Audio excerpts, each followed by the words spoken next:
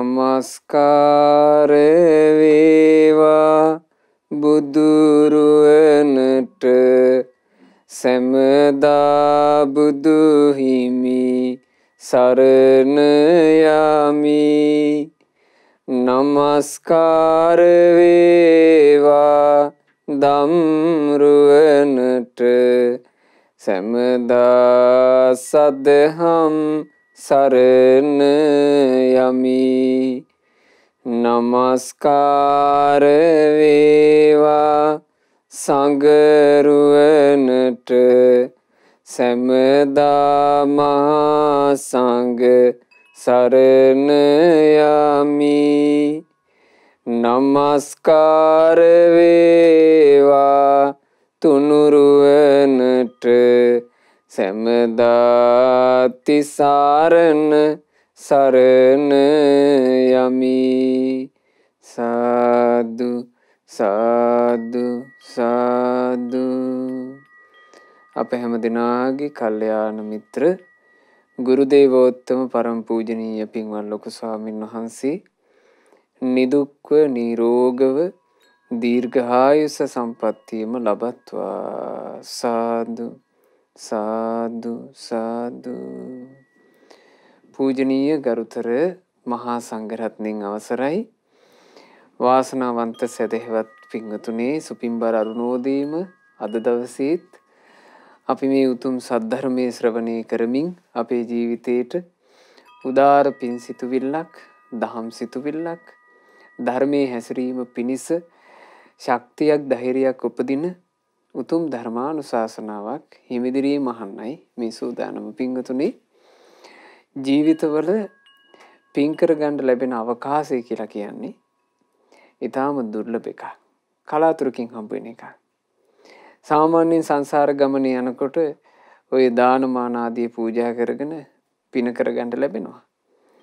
ඊළඟට වැඩිහිටියන්ට උපස්ථාන කිරීම, මව්පියන්ට සැලකීම් ආදීනුත් පින කරගන්න අවස්ථාව ලැබෙනවා. නමුත් මහත්ඵල මහානිසංස පින් එබඳු පින් රැස් කරගන්න නම් බුද්ධ ශාසනයක් මුණ ගැහෙන්නම ඕන. හේතුව මහත්ඵල මහානිසංස උපදවන උතුම් රත්නත්‍රය තිරුවන් සරණ බුද්ධ ශාසනය තුල විතරනේ මුණ ගැහෙන්නේ. මේ ලෝකේ යම්තාක් සත්වයෝ ඇද්ද සියලු සත්වයන් අතර අග්‍ර වූ බුද්ධ රත්නය බුදුරජාණන් වහන්සේ මුණ ගැහෙන්නේ සම්බුදු සසුනක පමණි. මේ ලෝකේ යම්තාක් ධර්මයෝ ඇද්ද ධර්මයන් අතර අග්‍ර වූ ඒ උතුම් ශ්‍රී සද්ධර්ම රත්නය අපට මුණ ගැහෙන්නේ බුදු සසුනක පමණි. පිරිස් අතර අග්‍ර වූ ශ්‍රාවක මහා සංඝරත්නය මුණ ගැහෙන්නේ බුද්ධ ශාසනයක පමණි. ඉතින් මේ තෙරුවන් මුල් කරගෙන කරන පිනනේ මහත්ඵල මහානිසංස. තෙරුවන් සරණ මුණ ගැහිලා පින් කරගන්න අවස්ථාව ලැබිලා තියෙද්දී බොහෝ දිනෙකුගේ නැන්ද පින කරද්දී පස්සට යන ස්වභාවය. පින කරනකොට පස්ස ගහනවා. හරි ඕගොල්ලෝ කරගන්නකෝ. අපිත් කරන්න. පස්ස ගහනවා. පින කරනකොට පස්සට යනවා. බණක් අහන්න ගියත් ඕගොල්ලෝ ගිහින් ඉස්සරහා වාඩි වෙන්න. අපි පස්සේ වාඩි වෙන්න. දානයක් බෙදන්න ගියත් හරි ඕගොල්ලෝ ගිහිල්ලා බෙදන්නකෝ. අපිත් ඇවිල්ලා බෙදන්න. ඔය වගේ පින කරනකොට ඒ පින කියන එක සම්බන්ධයෙන් මේ මහා වටින දෙයක්. මට සැපසලසන දෙයක් කියලා ඒ පින කෙරෙහි උනන්දු ස්වභාවය අඩු කරගන්නවා, පස්ස ගහනවා. අපි හිතමු මොනවා හරි බෙදනවා කියලා. ඛණ්ඩ දෙයක් බෙදනවා. එක්ක මොනවා හරි පත්‍රිකා වගේක් බෙදනවා. පැනගෙන යන්නේ ඉස්සරහට. කො මගේ එක දෙන්න, මටත් දෙන්න. සමහරලාට පෝලිං කඩාගෙන අනිත් පෙරලගෙන යන්නේ. පින කරගන්න ගියාම පස්සට යනවා. නොකල යුතු මේකක්. පින කරද්දී පස්සට යන්න එපා. අද උදෑසනම අහන අනුශාසනාව ඒක. පින් කරගන්නකොට පස්සට යන්න එපා. මොකද පස්සට ගියොත් එහෙම ඒකේ විපාකේ කරකැවිලා එනකොට පස්සට ගිහිල්ලා තමයි ලැබෙන්නේ. ඒක ගැන හරිය ලස්සන පුවතක් අද ඉගෙන ගන්න ලැබෙනවා. පින්වතුන්ලා ධර්මදේශනාව ශ්‍රවණය කරද්දී ආරම්භයේදීම හිතක් පිහිටුව ගන්න පින් සිතුවිල්ලක් දහම් සිතුවිල්ලක් ඇති කරගන්න මම නම් පස්ස ගහන්නේ නැතුව පමා වෙන්නේ නැතුව මං ඉක්මනට පින කරගන්නවා. මං ඉක්මන් වෙලා පින් කරගන්නවා. ඉස්සරහට ගිහින් පින් කරගන්නවා. පින කරගද්දී මං මුලට යනවා. අන්න එහෙම අදහසක් අපි හිතලා ඇති කරගෙන අද ධර්මයේ ශ්‍රවණය කරමු. අද දේශනාව වෙනුවෙන් දායකත්ව දරනු ලබන්නේ ඕස්ට්‍රේලියාවේ ඇඩිලේඩ් සහ සිඩ්නි යන නගරයන්හි පදිංචි ඒ සදහෙවත් පින්වතුන්ලා පිරිසක් විසින් ඉතින් විදේශගතව සිටින ඒ පින්වතුන්ලා උතුම් ධර්ම දානමය පින සිද්ධ කරගන්නවා අද මේ විදිහට උතුම් ධම්මපදයේ අර්ථ වර්ණනා දේශනාවට දායකත්වයෙන් දරමින් පින්වතුනි මේ සිදුවීම භාග්‍යවත් බුදුරජාණන් වහන්සේගේ ඒ උතුම් සම්බුදු දිවියේ අවසාන භාගයේ සිද්ධ වෙච්ච එකක්.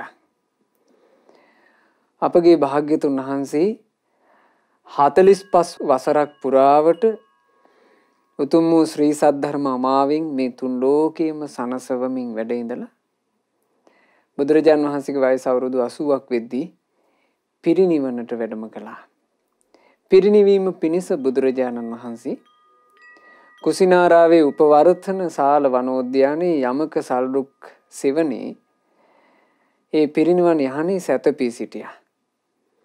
බුදුරජාණන් වහන්සේ පිරිනුවම් පානවා කියන ආරංචිය භාග්‍යතුන් වහන්සේ හෙට අරුණ නැගෙනකොටම පිරිනිවෙනවා කියන ආරංචිය හැම තැනම පැතිරී ගියා. මේ පැතිර යනකොට එක්කෙනෙකුට ලොකු කලබලයක් හටගත්තා. ඒ කලබලේ හටගත්ත කෙනාගේ නම සුභද්‍ර. මේ සුභද්‍රට ලොකු කලබලයක් හටගත්තා. අනේ සම්බුදුරජාණන් වහන්සේ පිරිනුවම් පානවලු. ඒ බුදුරජාණන් වහන්සේගෙන් විතරක් විසඳාගත හැකි ප්‍රශ්න මට තියෙනවා. ඒ ප්‍රශ්න ටික ඉක්මනට ගිහිල්ලා විසඳා ගන්න ඕන කියලා කලබලයක් හටගත්තා. දැන් මේ කලබලේ හටගත්තේ කලින් බුදුරජාණන් වහන්සේ ගැන අහන්න නොලැබිලා නෙමෙයි. මෙයාට කලින් අහන්න ලැබුණා. කලින් අහන්න ලැබෙද්දී මෙයාට හිතනවා පස්සේ පුළුවන්. පස්සේ මං යනවා. ඔක්කොම පස්සට කල් දදා හිටියා. මේ පස්සට කල් දාන්න හේතුව මෙයා පින රැස් කරපු විදිහ. ඈත අතීතයේ බුද්ධ ශාසනයක මෙයා ඉපදී සිටියා තවත් නැගණියක් එක්ක. මේ සහෝදරී ඉක්මනට පින් කරපු කෙනෙක්. ඇය පිනට උනන්දුයි. ඉදිරියට ගිහිල්ලා පින් කරගන්නවා.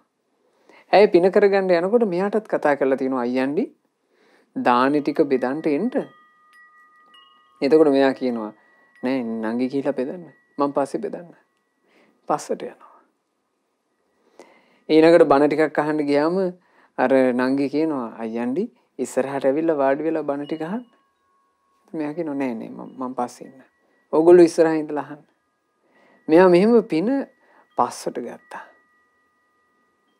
ඒ පින කියන එකට ලොකු තැනක් දුන්නේ. දැන් අපි හිතමු පින්වතුනේ මේක තේරුම් ගන්න. අපි හිතමු පින්වතුන්ලා යනවා කියලා චිත්‍රපටයක් නරඹන්න. චිත්‍රපටය නරඹන්න ගියාම අපි හොඳට පේන පැහැදිලිවට පේන ඉස්සරහා ඉඳලා බලන්න පුළුවන්. කාටවත් වැහෙන්නේ නැති තැනක් අපි එහෙම හොයනව නේද? උනන්දුව. ඒ උනන්දුව. මොනවා හරි පත්‍රිකා ටිකක් එහෙම බෙදනවා නම් ඉවර වෙයි. ඉවර වෙන්න කලින් ගන්න ඕන. අපි ඉක්මනට කඩාගෙන යනවා ඉස්සරහට. සමහරට රිංගගෙන යනවා. බලන්න ඔය මේක එකේව බෙදෙන තැන්වල තියෙන කාලගෝට්ටි. උනන්දුව. එහෙනම් පිනට පස්ස ගහන්නේ ඇයි? උනන්දුව මදයි. උනන්දුව මදකම හේතු කරගෙන පිනට පස්ස ගැහුවොත් කර්මය සකස් වෙන්නේ එහෙමයි. මේ සුභද්‍රට උනේ ඒක.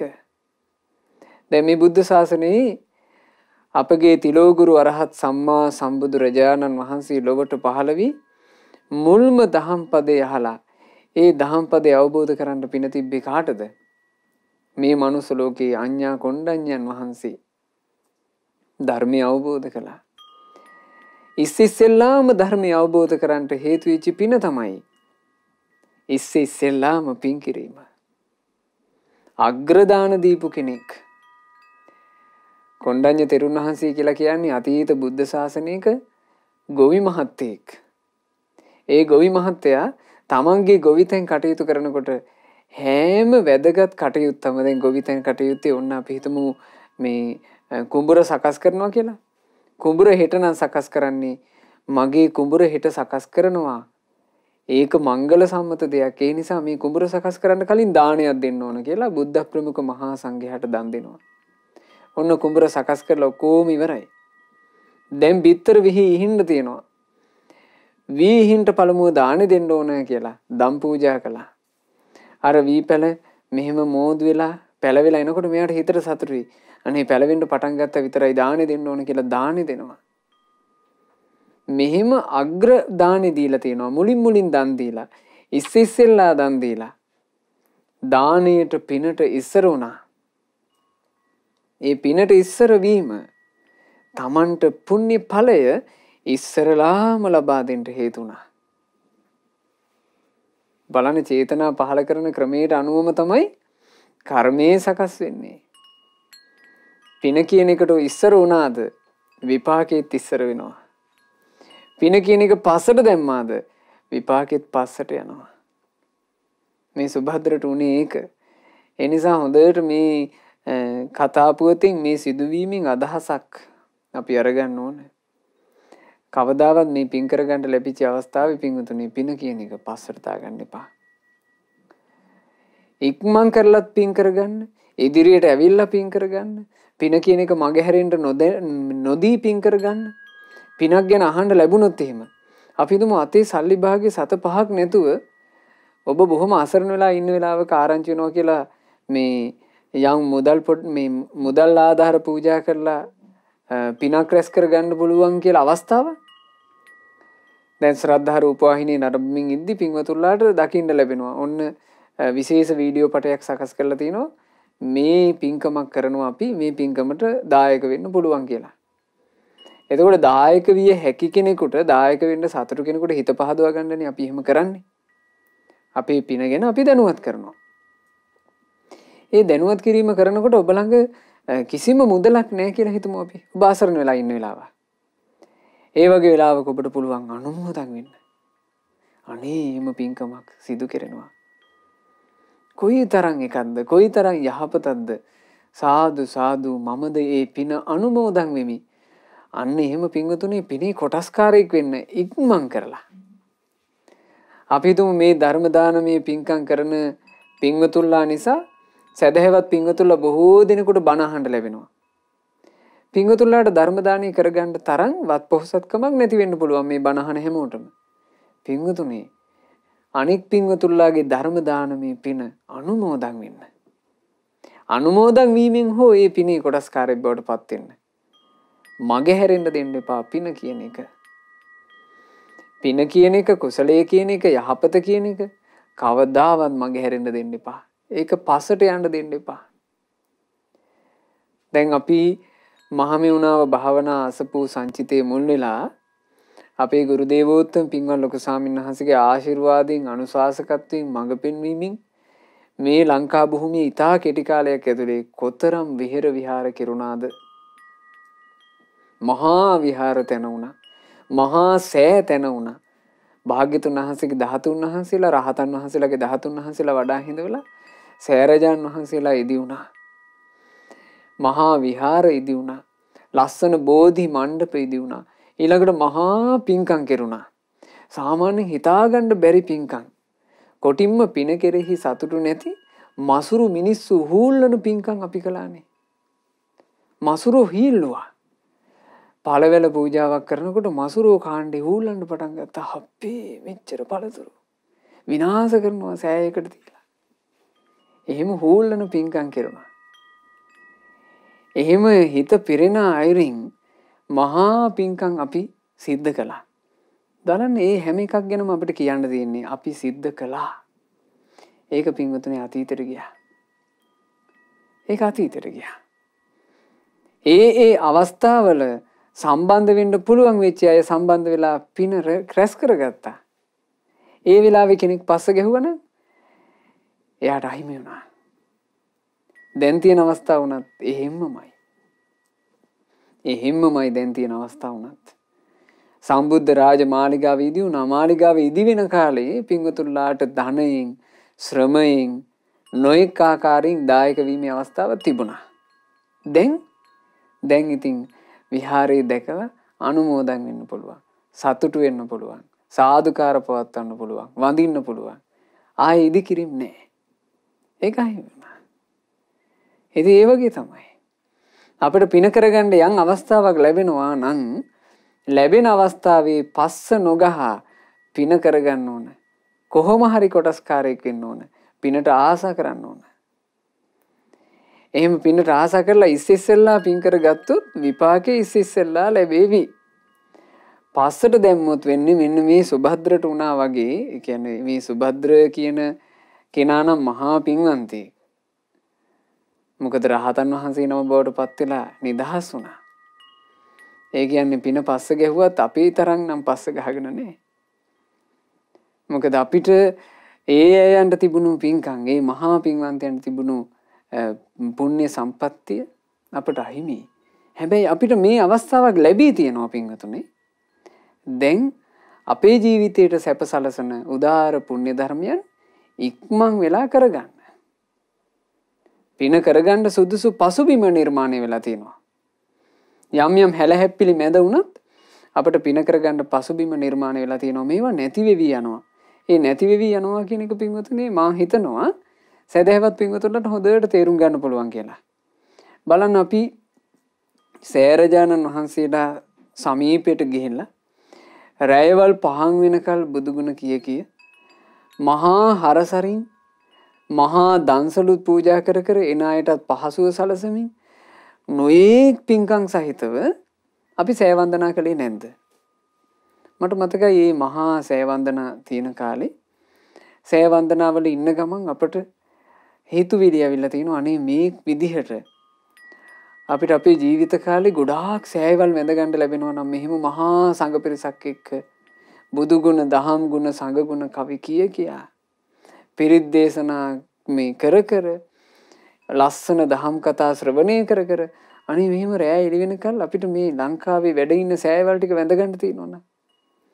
හැම සෑයක් ළඟම හැම මහා සෑයක් ළඟම අපිට මෙහෙම පින්කම් කරන්න තියෙනවා.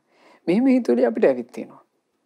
නමුත් දැන් බලන්න ඒ හිතුවිලි සම්බන්ධයෙන් අපිට හීනයක් තියාගන්න අමාරුයි නේද? දැන් වසංගතයක් හැදුනා. පිරිසකට ඒක රාශි වෙලා පිනක් කරගන්න අමාරුයි. ඉස්සර මහා පිරිස එක්ක ගිහිල්ලා පින්වතුන්ලා දානි පූජා කළා. දැන් කියනවා පිරිස් එනවා නම් පිරිස් මෙච්චරකට සීමා කරන්න ඕන. වෙන විකල්පයක් නැහැ. බලන්න දැන් එහෙම හරි අවස්ථාවක් තියෙනවා. මේකත් අහිමි වෙන්න බෑද? අහිමි වෙනවා. ඒ හින්දා පින කරගන්න එක ගැන හොඳට හිතේ අදහසක් ඇති කරගන්න ඕන. ඉස්සෙල්ලා කරන්න ඕන. ඉක්මන් කරන්න ඕන. පමා නොවි කරන්න ඕන. පින කියන දෙයට, යහපත කියන දෙයට, කුසලයේ කියන දෙයට පස්ස ගහන්නේ නෑ මම කියන අදහස අපි ඇති කරගන්න ඕන. බලන්න මේ සුභද්‍ර පිරිවැජියාගේ පුවත. සුභද්‍ර පිරිවැජියාට ආරංචි වුණා අනේ බුදුරජාණන් වහන්සේ පිරිනිවනට වඩිනවලු මට විසඳා ගන්නට ප්‍රශ්නක් තිබේ. මම දැන් මොකද කරන්නේ? සුභද්‍ර කල්පනා කරනවා කදාචි කරහචි තථාගතා ලෝකේ uppajjanti අරහං සම්මා සම්බුද්ධෝ. අරහත් සම්මා සම්බුදුරජාණන් වහන්සේ ලෝකේ පහළ වීම දුර්ලභයි. ඒ දුර්ලභ වූ බුදුරජාණන් වහන්සේ 45 අවුරුද්දක් වැඩ හිටියා. දුර්ලභයි කියන හැඟීම ආවේ නැහැ. පිරිනොම් පාන්නේ හෙට කියලා හැඟීම එනවා. දුවගෙන ගියේ සුභද්‍ර. දුවගෙන ගිහිල්ලා කියනවා ආනන්ද තෙරුන් වහන්සේට අනේ ස්වාමීනි මං හොඳටම වයසයි දැන්. මං ශ්‍රමණ භවත් ගෞතමයන් වහන්සේව බැහැදක කතා බහ කිරීම කල් දැම්මා. ස්වාමීනි මට හිතුණා මට වඩා බාල කෙනෙක් නෙමෙයි. මට වඩා බාල කෙනෙක් හොයාගෙන මම මොකටද යන්නේ කියලා. අනේ මං ප්‍රමාද වුණා. ස්වාමීනි නමුත් දැන් බුදුරජාණන් වහන්සේ පිරිනොම් පානවලු. මට ඊට පෙර බුදුරජාණන් වහන්සේ මුණ ගැහෙන්න ඕන. එතකොට ආනන්ද ස්වාමීන් වහන්සේ කිව්වා සුභද්‍රේනි දැන් බෑ. දැන් තථාගතයන් වහන්සේ මුණ ගැහිීමට, හමු වීමට, කතා බහ කිරීමට සුදුසු වෙලාව නෙමෙයි. මේ වෙලාවේ භාග්‍යතුන් වහන්සේ වැඩ ඉන්නේ තා වෙහෙස කරව. ඔබ ගිහින් කරදර කරන්න එපා. එතකොට සුභද්‍ර කියනවා නේ ස්වාමීනි එහෙම කරන්න එපා. පිරිනොම් පෑවට පස්සේ යලි කොහොමද මම මගේ ප්‍රශ්න ටික විසඳගන්නේ? බුදුරජාණන් වහන්සේ හැරුණකොට මගේ ප්‍රශ්න විසඳන්න පුළුවන් වෙන කෙනෙක් නෑ. ස්වාමීනි මට ඉඩක් දෙන්න.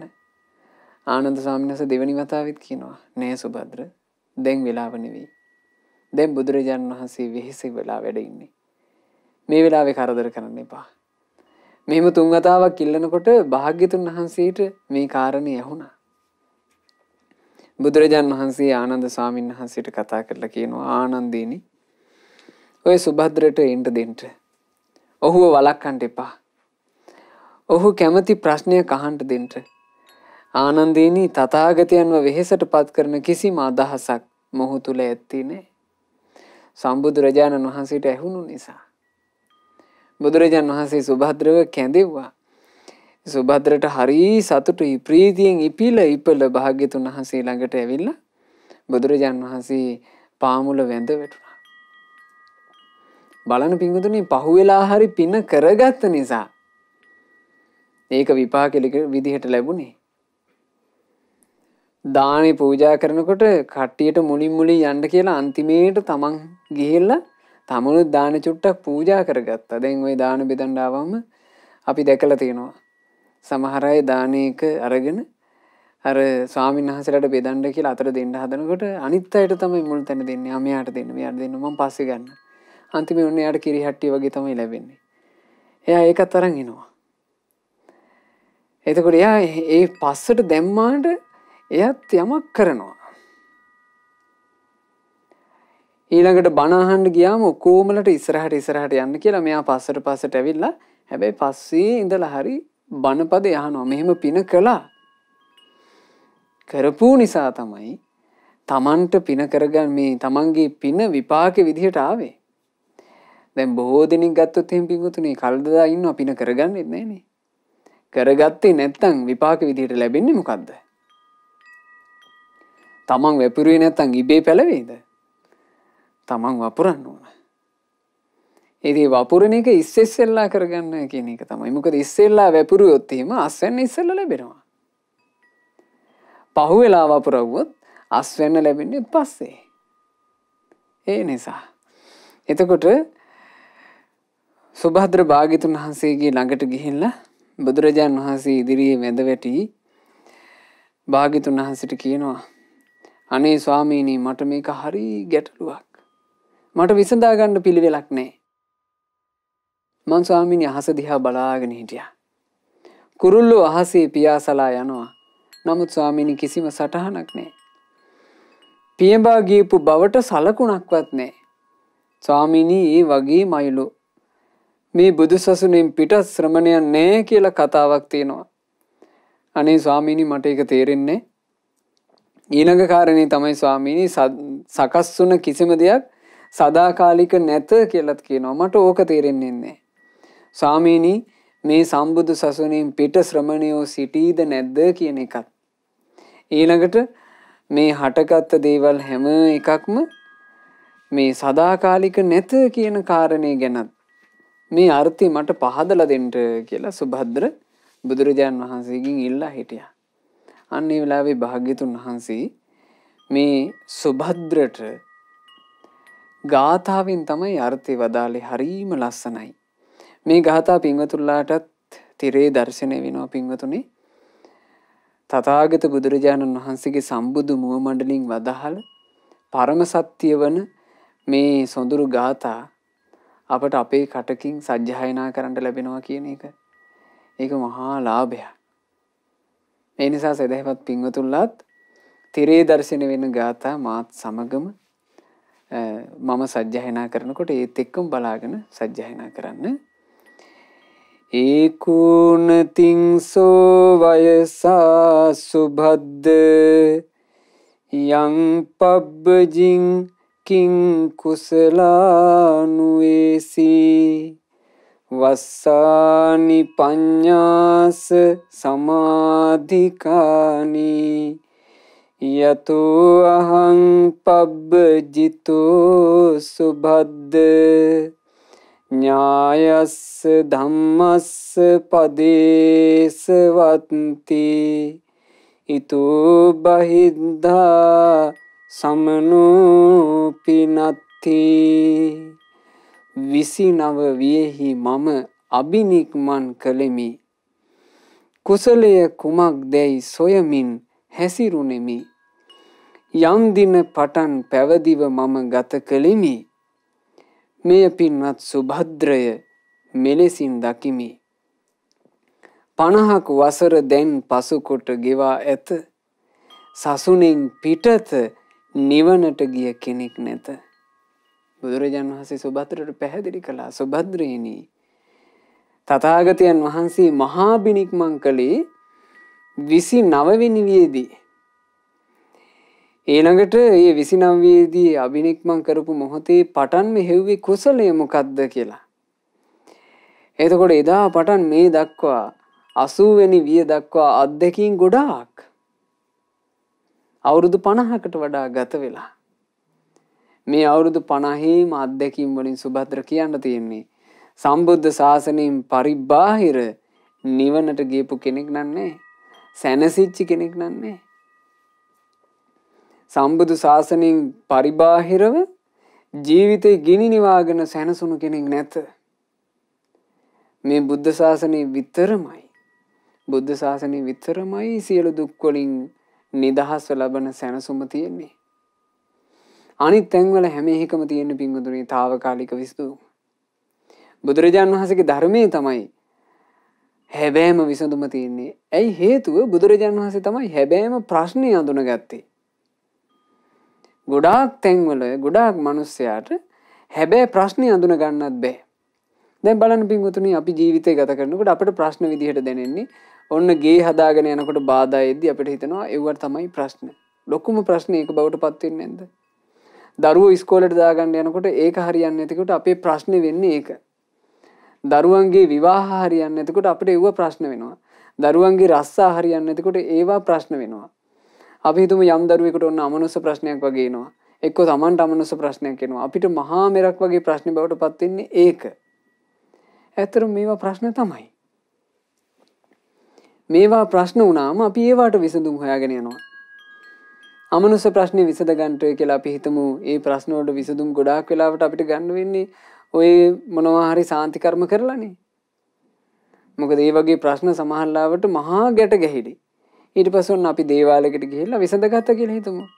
විසඳගත්ත ගමන් අපි හිතනවා මෙතනින් තමයි මට පිහිට දුන්නේ. මෙතනින් තමයි මට සැනසුම දුන්නේ. මෙතන තමයි තැන. අපි ඒක අල්ල ගන්නවා. ඇයි අපිට ප්‍රශ්නේ තිබුණේ අමනුෂ්‍ය ප්‍රශ්නේ.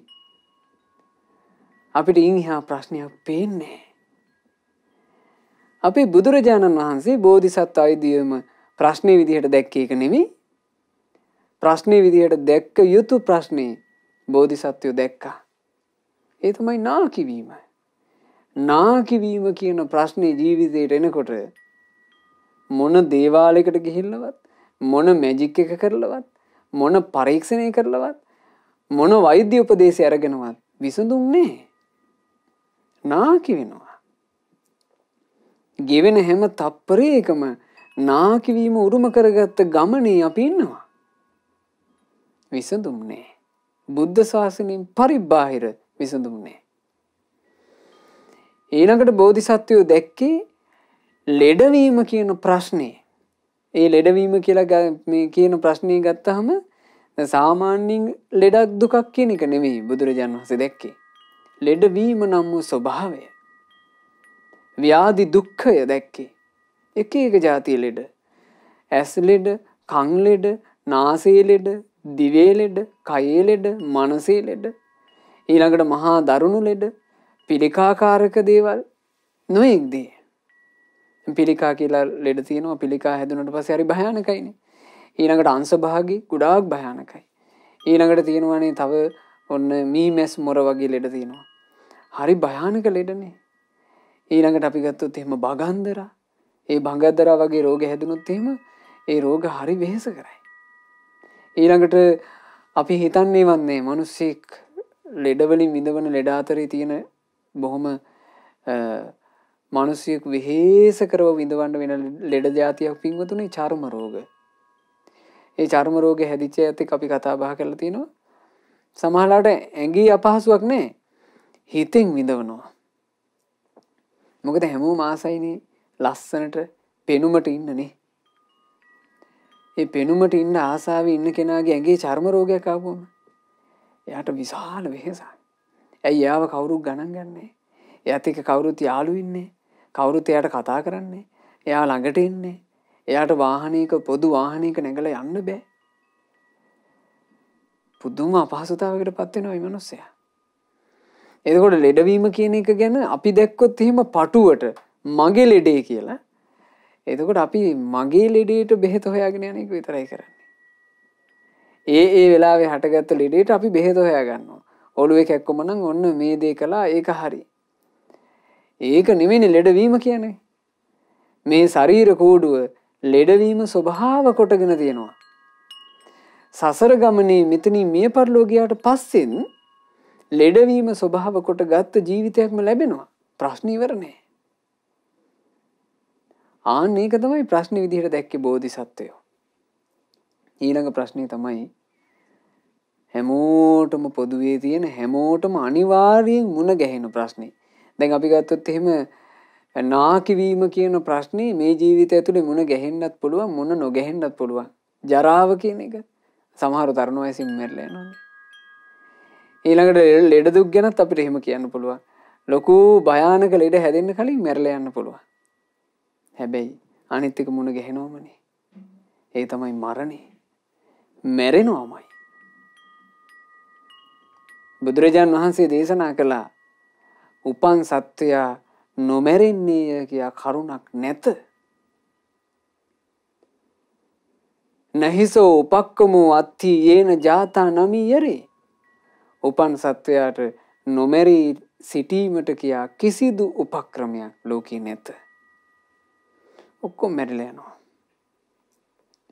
ඔක්කොම මරණයටපත් වෙනවා. අපි මේ මෑතක දැක්කා එක විශේෂ උපකරණයක් හදලා තියෙනවා. වෙළඳ පොළට නිකුත් කරන අදහසින් මැරෙන මිනිස්සෙකුට සනීපෙට මැරෙන්න උපකරණයක්. ඒක ඇතුළට ගිහිල්ලා මේ මිනිස්සයාට ඒකේ දොර වහගෙන ඒකින් නිකුත් වෙන ගෑස් එකකින් නිින්ද ගිහිල්ලා එහෙම මැරිලා යනවා. සනීපෙට මැරෙන්න පුළුවන්. එයා කැමති නම් එයා ආස කරන චිත්‍රපටියක් බල මැරෙන්න පුළුවන්. එයා ආස කරන සින්දුවක් අහහ මැරෙන්න පුළුවන්. සනීපෙට මැරෙන්න. සනීපෙට මැරෙන්න හොයයි. ඒ වගේ දෙයක් හොයාගන්නව ඇරෙන්න වෙන කිසිම ක්‍රමයක් නැහැ. උපන් සත්වයට නොමැරී ඉන්න. හැමෝම උරුම කරගන්නව මරණය. බුදුරජාණන් වහන්සේ බෝධිසත්ව ආයදීම ප්‍රශ්නේ විදිහට දැක්කේ මරණය. ආන්නේවට විසඳුම් හොයාගෙන ඇවිල්ලා දුෂ්කර ක්‍රියා කරලා ගයාවේ වජිරාසනයේ මතදී විසඳුම හොයාගත්තා. ඒ තමයි අරහත් සම්මා සම්බුදුරජාණන් වහන්සේගේ අමෘත නිවන පසක් කිරීම. ඒ බුදුරජාණන් වහන්සේ පසක් කරපු නිවන අපට මනාව දේශනා කරානේ ආර්ය අෂ්ටාංගික මාර්ගය ගැන. ඒ නිසා කී දෙනෙක් නම් පින්වතුනි නිවනින් සැනසුණාද? අද වුණත් අපි මේ දහම් පද ඉගෙන ගනිමින් ටික ටික නමින් ගුණධම් පුරන්නේ යම් නිවනක් ඉලක්ක කරගෙන. ඒ නිවන ඉලක්ක කරගෙන පිනක් පුරා ගන්න හරි අපට අවකාශ ලැබුණේ බුදුරජාණන් වහන්සේ අපට නිවන ගැන මැනවින් දේශනා කරපු නිසා. ඉතින් සුභද්‍රට කියනවා භාග්‍යතුන් වහන්සේ ශාසනින් පිටනම් සුභද්‍රේනි නිවනට ගියපු කෙනෙක් නැත්තේය. ဒ ුතියෝපි සමනෝ නත්ති තතියෝපි සමනෝ නත්ති චතුත්ථෝපි සමනෝ නත්ති ශුඤ්ඤා පරප්පවාදා සමනේහි අඤ්ඤේ. පළමු දෙවන ශ්‍රමණවරු වෙන තැනක නැත. තෙවනි සතරවැනි සමනන්ද එහි නැත.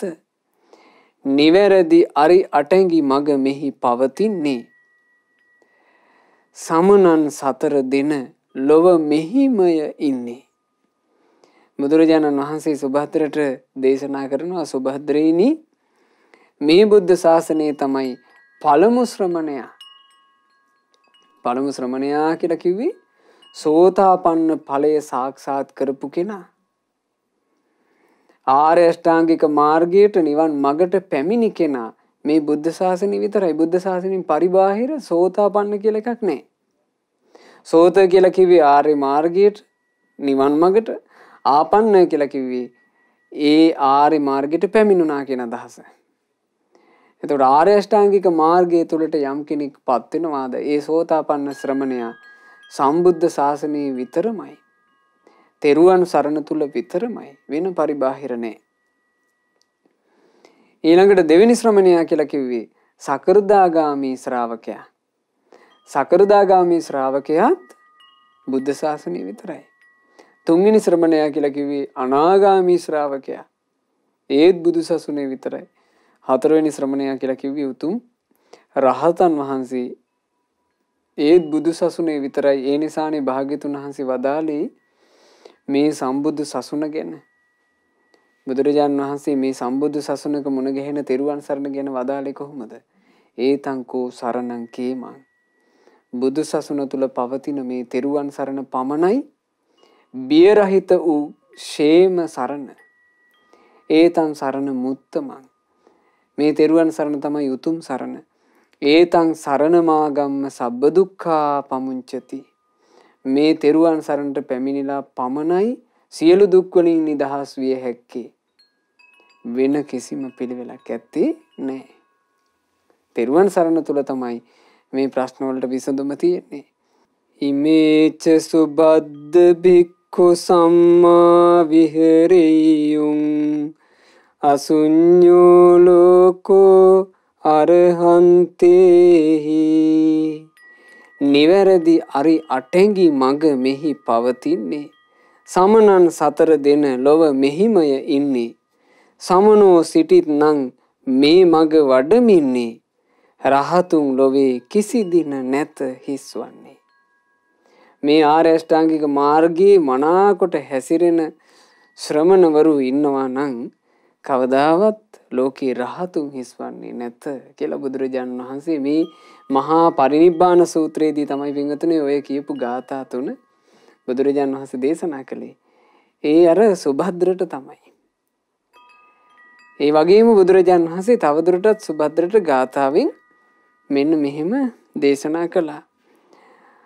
ආකාසේ පදං නත්ති සමනෝ නත්ති බාහිරේ පපංචා භිරතා පජා නිප්පපංචා තථාගතා. කුරුල්ලන්ගේ පියවර අහසෙහි නොපිහිටියසේ බුදු සසුනකින් බාහිර ශ්‍රමණයන් නොපෙනෙන්නේ. කෙලෙස් හැදෙනා දෙයට ලෝසත ඇලී ඉන්නේ. තථාගතවරු ලෝකයේ නිකෙලෙස් වයි වැඩ ඉන්නේ. මේ බුදුරජාණන් වහන්සේලා මේ ලෝකේ නික්ලේශීව වැඩ ඉන්නවා. සුබද්‍රහපු පළවෙනි ප්‍රශ්නෙට විසඳුම බුදුරජාණන් වහන්සේ ලබා දුන්නා. ශ්‍රමණවරු සසුනෙන් පරිබාහිර නැහැ. කෙලෙස් නැසූ ශ්‍රමණවරු සම්බුද්ධ ශාසනය විතරමයි. කෙලෙස් නැසූ ශාස්ත්‍රූන් වහන්සේගේ දහම් අවවාදයට අනුව හික්මෙන ශ්‍රාවකයෝ සම්බුදු සසුන තුල පමණක් තමන්ගේ ජීවිතේ නිකලෙස් භාවයට පමුණවා ගන්නවා. ආකාසේ පදං නත්ති සමනෝ නත්ති බාහිරේ සංඛාරා සස්සතා නත්ති නත්ති බුද්ධාන ඉංජිතං. කුරුල්ලන්ගේ පියවර අහසෙහි නොපිහිටියසේ බුදු සසුනකින් බාහිර ශ්‍රමණයන් නොපෙනෙන්නේ. සකස් වූ කිසිවක් ලොවේ සදාකාලික නැත්තේ. බුදුවරුන් හට කිසි දින කිසි සැලීමක් නැත්තේ. මේ ලෝකේ හටගත්ත කිසිම දෙයක් සදාකාලික නෑ. සබ්බේ සංඛාරා අනිච්චා. හැම සංස්කාරයක්ම අනිත්‍යයි. හටගත්ත හැමදේම බුදුරජාණන් වහන්සේ අවස්ථාවක වදාළේ. තථාගතයන් වහන්සේ මේ පොළොවින් වියලී ගියපු බොහොම පුංචි ගොම පිටක් තථාගතයන් වහන්සේගේ ශ්‍රී හස්තයට අරගත්තා. ඒ ගොම පිට පෙන්වා භාග්‍යතුන් වහන්සේ වදාලා, මහණෙනි මේ ගොම පිට තරම් චූටි දෙයක් හෝ නිත්‍ය වුණා නම් සදාකාලික වුණා නම් සත්වයාට දුකින් නිදහස් වීමක් නැත. දුක අසීමයි. මේ ලෝකේ ගොම පිටක් තරම් දෙයක්වත් නිත්‍ය නෑ, සදාකාලික නෑ. ඔක්කොම වෙනස් වෙනවා. හැමදේම අනිත්‍ය වෙලා යනවා. අනිත්‍ය වෙලා යන සංකත ස්වභාවයෙන්මනේ මේ සසර ගමන තියෙන්නේ. සසර ගමනේ මේ හැම දෙයක්ම අනිත්‍යයි. ඉතින් අනිත්‍ය දෙයට කෙනෙක් ඇලුම් කරන්න ගියොත් එහෙම එයාට සැලීම විතරයි ඉතුරු වෙන්නේ. හැබැයි අරහත් සම්මා සම්බුදුරජාණන් වහන්සේ ඒ හැමදේම නිදහස් වෙච්ච නිසා සැලීමක් නැතුව වාසය කරනවා. ඒ නොසැලෙන සිත ආශ්චර්යයිනේ. බුදුරජාණන් වහන්සේ සම්බෝධියට පත්වෙච්ච ඒ මුල්ම අවදී භාග්‍යතුන් වහන්සේ වැඩ හිටියා රජගහ නුවර වේළුවනාරාමේ එක්තරා හුදෙකලා කුටියක. ඒ කුටිය වැඩ ඉද්දී එදා සාමාන්‍යයෙන් වැහි මන්දාරමක් ඇවිල්ලා පරිසරේ ගොම්මන් වෙලා ගියා. අඳුරු වැටුණා. වැහි පොද එක දෙක පතිත වෙන්න පටන් ගත්තා. භාග්‍යතුන් වහන්සේ කුටියේ එලි මහනේ තමයි වැඩ හිටියේ. එතකොට වසවර්ති මාරයාට හිතක් උපන්නා කියනවා මේ බුදුරජාන් වහන්සේව තැති ගන්නවන්න ඕන කියලා. තැති ගන්නවන අදහසින් මහා සුවිශාල නාග වේශයක් මවා ගත්තා. ඒ නාගයාගේ පෙනේ පුප්පපුවම මහ කුල්ලක් වගේ ලොකුයි කියනවා. ශරීරයේ සම්පූර්ණයෙන් මහා දැවැන්ත කඳකින් කරපු ඔරුවක් වගේ කියනවා. ඊළඟට මයින්හම පිබිනවා වගේ සද්දකින් මේ නාගයා පිඹ පිඹ හිටියා. ඌ දිව එළියට දානවා. ඒ දිව එළියට දාති හරියට මේ කළු වලාකුළු අතරින් අකුණු ගහනවා වගේ කියනවා. කොසල් රටේ පාවිච්චි කරලා තියෙනවා ඒ කාලේ ලොකු පිඟන්. ඒ ලොකු පිඟන් වගේ ඇස් මේ නාගයාට තිබුණා. හරි බිහිසුණුයි.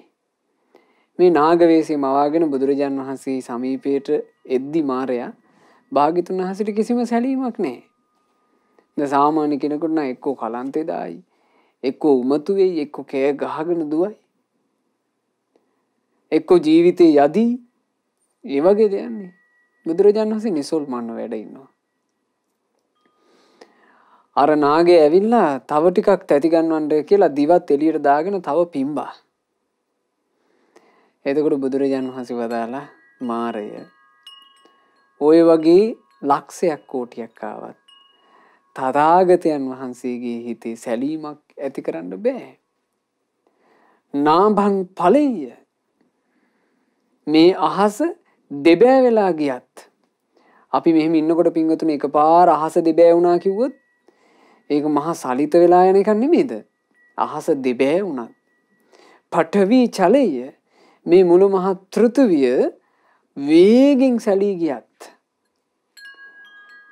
සබ්බේසු පානේසු උද සන්තයෙය මේ සත්‍ය ඔක්කොම උමතු වෙන තරම් සත්‍ය ඔක්කොටම පිස්සු හැදෙන තරම් මහා බිහිසුණු දෙයක් සිද්ධ වුණා. සල්ලම් පිචේ උරසේ පක්කිපෙය කොටින්ම තියුණු සතක් අරගෙන ශරීරෙ විනිවිද යන්න පපුවට එන්නත් උපදීසු තානං නකරුන්ති බුද්ධා අරහත් සම්මා සම්බුදුරජාණන් වහන්සේ කෙලෙස් වලින් මේ අනිත්‍යලා යන ලෝකයේ තියෙන নানা ප්‍රකාර කෙලෙස් සහගත දෙයකින් නම් පිළිසරණක් හොයන්නේ.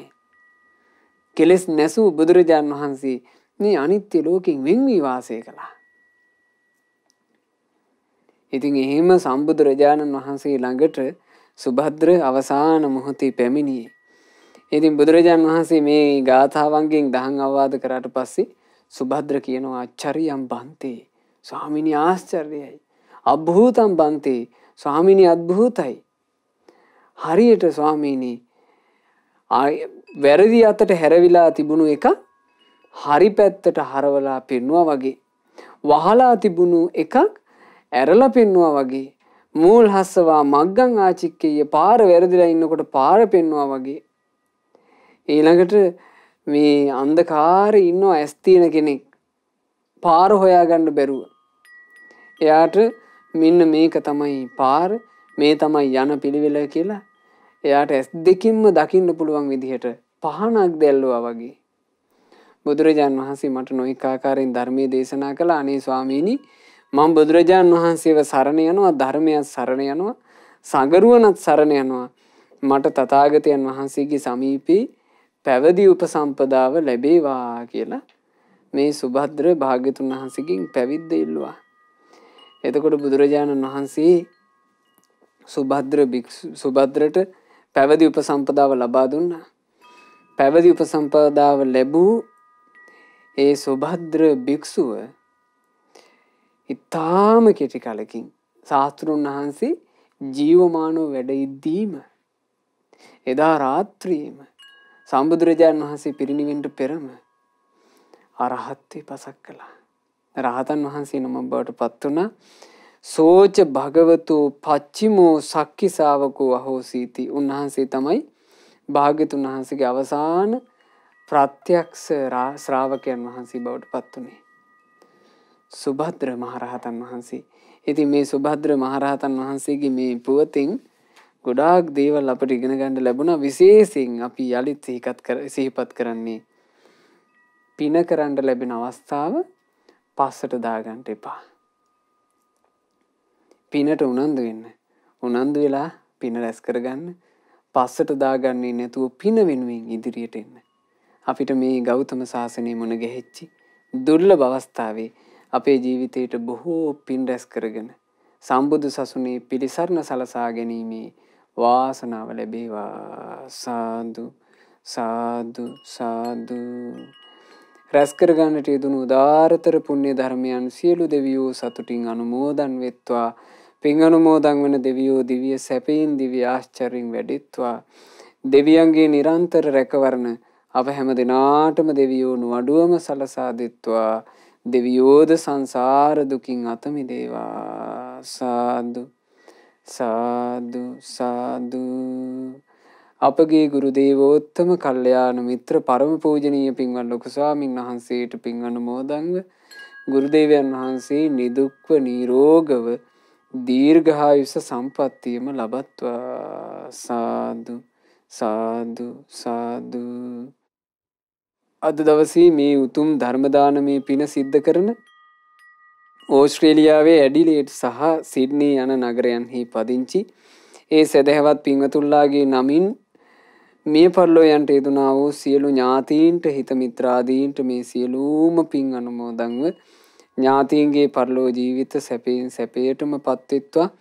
අනන්ත සසර පුරාවටම පින් බලාපොරොත්තුවෙන් සිටින සියලු ඥාතීන් පින් අනුමෝදන්ව සැපයට පත්වී ඉක්මන් භවයකදීම සංසාර දුකින් අත මිදේවා කියන අදහසින් ඥාතීන්ට පින්පෙත් අනුමෝදනා සිදු කරන්න. රැස් කළ පුණ්‍ය ධර්මයන් සුජීවත්ව සිටින දෙමාපියන් ඇතුළු පවුලේ සියලු දෙනාට අනුමෝදන් වේ. සියලු දෙනාට නිදුක් නිරෝග සුව ශාන්තිය සැලසේවා. ධර්මාවබෝධයේ පිණිස මේ පින හේතු වේවා. විශේෂයෙන් ඒ ඕස්ට්‍රේලියාවේ ඇඩිලේඩ් සහ සිඩ්නී යන නගරයන්හි පදිංචි මේ සදහැවත් පින්වතුන්ලා ධර්ම දානය කරමින් බලාපොරොත්තු වෙනවා. මහමෙවුනා වාසී රටලෝක වාසී පූජනීය මහා සංඝරුවනට පින් අනුමෝදන් කිරීම. සිල් ගුණ පුරන පින්වන්ත මහා සංඝරුවන පින් අනුමෝදන් වෙත්වා. අනගාരികා මේනිවරුත් පැවිදි අපේක්ෂාවෙන් සිටින පින්වත් හැම දිනාත් පින් අනුමෝදන්ව ගෞතම සාසනයේ සුවසීම ධර්ම අවබෝධයෙන් සැනසේවා. සාදු සාදු සාදු. රැස් කරගන්නට යෙදුණු උදාරතර පුණ්‍ය ධර්මයන් අද ධර්ම දානයේ සිදු කළා වූ ඕස්ට්‍රේලියාවේ ඇඩිලේඩ් සහ සිඩ්නී යන නගරයන්හි පදිංචි එම සදහැවත් පින්වතුන්ලා සියලු දෙනාටත් පවුලේ සියලු දෙනාටත් අනුමෝදන්ව සියලු දෙනාට නිදුක් නිරෝග සුව ශාන්තිය දීර්ඝායුෂ සම්පන්නිය සැලසේවා. ඒ විදේශගතව ගෙවන ජීවිතේ රැකී ආරක්ෂා ආදියත් දූදරු මුණුපුරු මිනිපිරියන්ගේ අධ්‍යාපන කටයුතු ආදියත් ਸਰව ප්‍රකාරයෙන් සාර්ථක කරගෙන දියුණු කරගෙන සැනසille ජීවිත ගත කරන්නට ලැබේවා. කායික සැප මානසික සැප සැලසේවා. යම් මේ පීඩා කරදර අත්නම් පෙනෙන නොපෙනෙන සියලු බාධාවෝ කරදර පීඩාවෝ දුරින්ම දුර වෙත්වා. සුව පහසුම සැලසෙත්වා. පින්වතුන්ලා සියලු දෙනාට ධර්ම දානය කරපු පින්වතුන්ලාටත් ශ්‍රද්ධා මාසික ධර්ම දාන සමාජික පින්වතුන්ලාටත් ශ්‍රද්ධා රූප වාහිනී කාර්ය මණ්ඩලයේ සියලු දෙනාටත් ඒ වගේම දහම් ශ්‍රවණයේ යෙදුණු සුපින්වත් ඔබටත් ගෞතම සාසනය තුල කලන මිතුරු ඇසුරේ පින් රැස් කරගෙන ධර්මයේ හැසිරි චතුරාර්ය සත්‍ය අවබෝධ කරගන්නට වාසනාව ලැබේවා. හැම දිනාටම තෙරුවන් සරණයි. නමෝ බුද්ධාය. මෙවැනි වටිනා ධර්ම දේශනා ශ්‍රවණය කිරීමට ශ්‍රද්ධා ඩේලි YouTube චැනලය සබස්ක්‍රයිබ් කරන්න.